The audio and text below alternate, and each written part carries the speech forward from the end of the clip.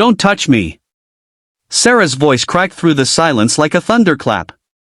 But it was too late. The tear already echoed through the classroom, followed by a wicked chorus of laughter. It had started like every other Monday at Lincoln High.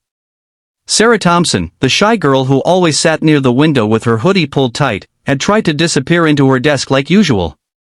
Her quiet nature made her the perfect target for the school's most toxic trio: Brenda, Casey, and Nicole.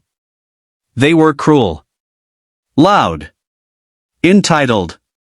And today, they were bored. What happened next would change everything. Sarah wasn't always this quiet. Before her dad passed away last year, she was full of life, volunteering at school events, laughing with her little brother Jake, dancing around the living room with her mom. But grief had stolen her spark. Every day since the funeral, she'd worn oversized clothes and silence like armor. Not because she didn't care, because she couldn't take another hit. Unfortunately, her silence made her invisible to most, and a prime victim to some. Brenda led the charge. She'd been jealous ever since Sarah placed second in the regional dance championship 2 years ago, before life collapsed. And now, with Sarah too crushed to fight back, Brenda saw an opportunity to humiliate her in front of everyone. At first, it was whispers. Then snide comments. Then sticky notes with cruel nicknames. But today, during Mr. Howell's brief absence from the classroom, they took it further. "Let's see what the mouse is hiding under that hoodie," Casey sneered, grabbing at Sarah's shirt. "Maybe she's wearing her grief," Nicole mocked, while Brenda yanked the fabric. The seam split right down the middle, exposing her undershirt and every raw nerve she had tried to bury. Gasps filled the room. A few kids looked away, uncomfortable. But no one stopped them. Until Sarah stood up. There was a moment of complete stillness. Her cheeks flushed with shame, her eyes brimming with tears.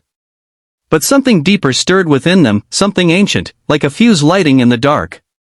What the bullies didn't know, what no one knew, was that before her world broke, Sarah had been training in martial arts since age 6.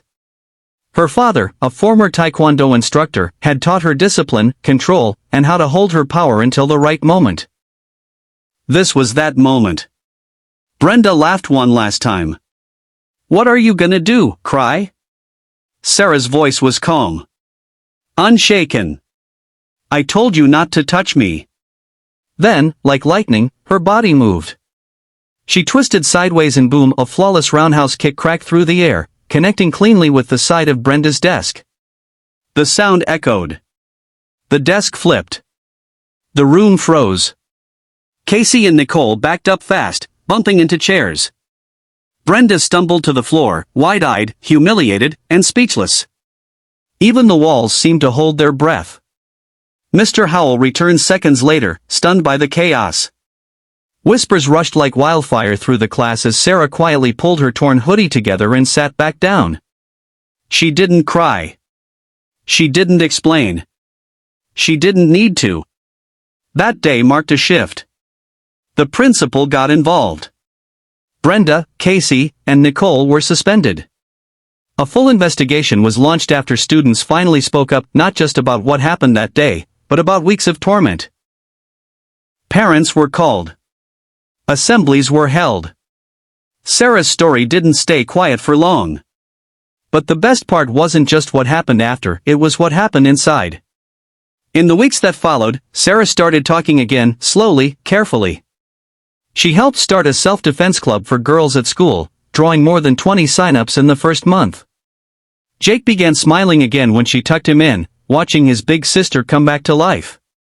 She even started dancing again, this time with earbuds in and the wind in her hair, after school near the bleachers. Alone, but powerful. Not everyone understood what had happened in room 104 that day. Some only remembered the desk flying, or the scream, or the strike. But those who really saw it knew this. That was the day Sarah Thompson stood up, not just for herself, but for every quiet kid who thought no one would ever listen.